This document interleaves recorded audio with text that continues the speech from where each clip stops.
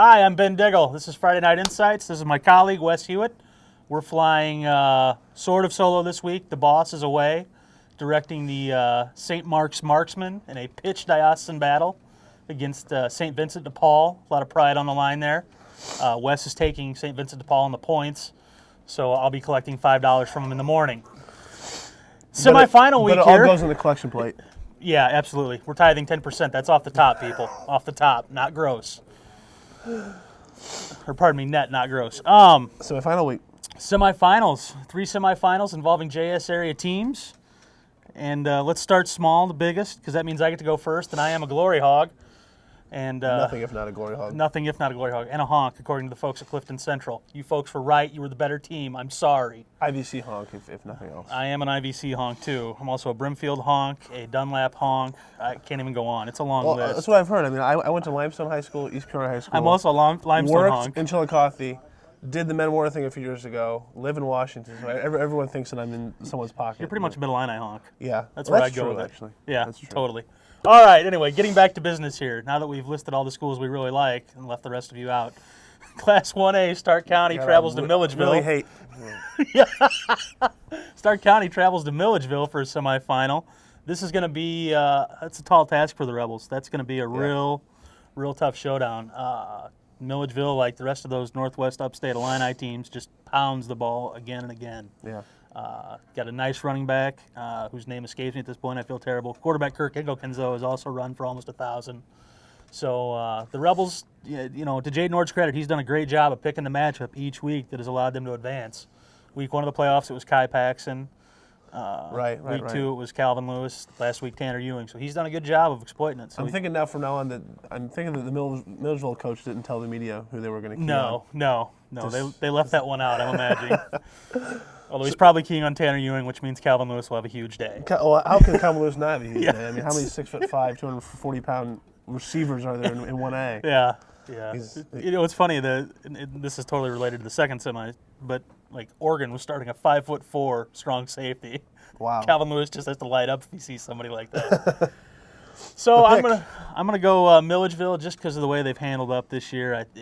The Rebels have potential to play with them, but Milledgeville I think gets through this. Yeah, I think we both agree that we'd like to see Stark County win this game, but this is just the road us in sometime, similar to kind of like North Fulton last year, where they had a nice run, but this kind of their wall. Making a semifinals a nice year. These kids can look back to 10 years from now and be like, hey, we were a semifinal team. So. Absolutely. Moving on, we've got Oregon coming into Carthage, the Fuzz Burgess Field, to take on Illini West. These teams are mirror images. I talk a little bit about in the paper tomorrow. John Both, played for Jim Unruh's dad at Augustana. They both run a wing tee. They both run 5-2 defenses. The over-under on time of game is about 65 minutes right now. I'm taking the under. So if you give me the hook, if you give it 65.5, then I'll take the under. But no, Oregon, 2 backs over 1,000 yards. Wow. 5 kids total that run for 300 or more. So, but the Carthage defense looked stout last week. That line of Carl Hartwig, Kyle Hartzell, Ross Hudson, they really locked it down against Toledo. And if they can do that again, I think we're going to see the Chargers playing for a state title. Yeah, I'm thinking Illini West here. You get this deep in the playoffs, and it really comes down, in my opinion, to tradition tends to win out when everything else being equal, because you get kids who've been there before, you get coaches who've been there before who know how to handle. You got basketball season starting, you got other teams, and all the hullabaloo that sort of surrounds the late deep playoff runs. It's like, although to be honest, they don't recognize the start of basketball season in Carthage. I mean, we all remember the how Bill Lapp, the girls do. How we all remember. Well, Bill Lapp used to skip the first 2 weeks of practice all the time. It's true. Just let Cy Hickenbob handle it. There you go. So. I'm going to go with Illini West in this one, probably 28-14, something along those lines. I agree with that one. And finally, we come to the showdown in 5A, Metamora versus Cahokia at Malone Field there. Wes, why don't you tell us a little bit more about that one? And it is at Malone Field, not at Cahokia. And Washington didn't. Are we sure it's not at Babcock? I think it's Babcockville, isn't it? Anyway.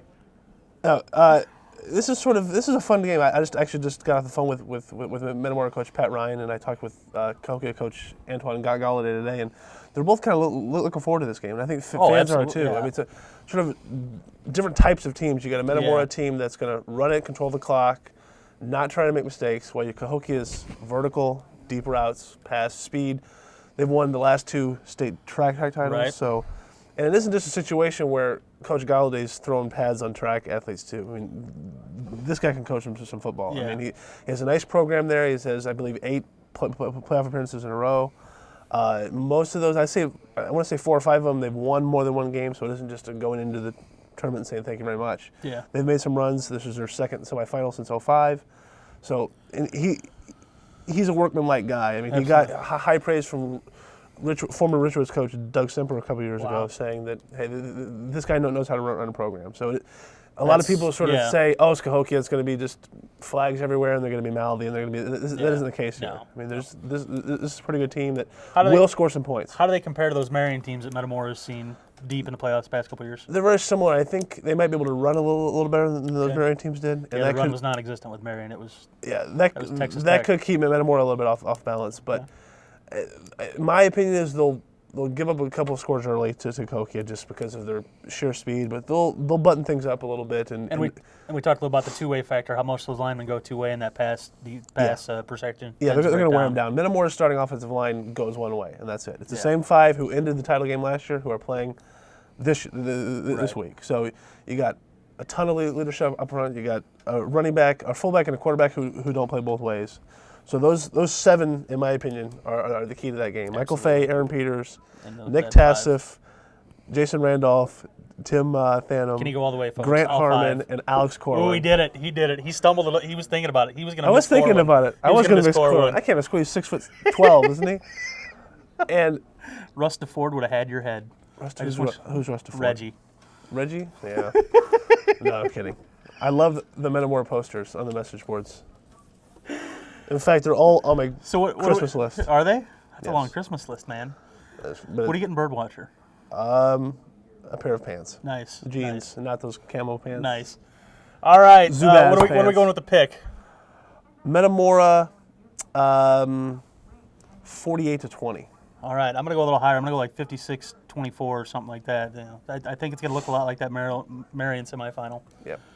At any rate, folks, all our picks, the snap, coverage of all 3 semifinals, and probably some extra video if we follow through on the boss's command to take some cameras to our various destinations.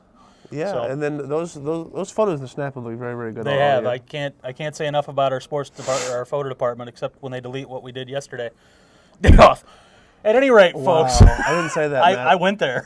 I love you, Matt. At any rate, we can't say enough about our photo department. They make everything we do look pretty. Check us out in the paper tomorrow and again on Sunday. We'll see you next week. And on PGStar.com. Bye-bye. We have a website?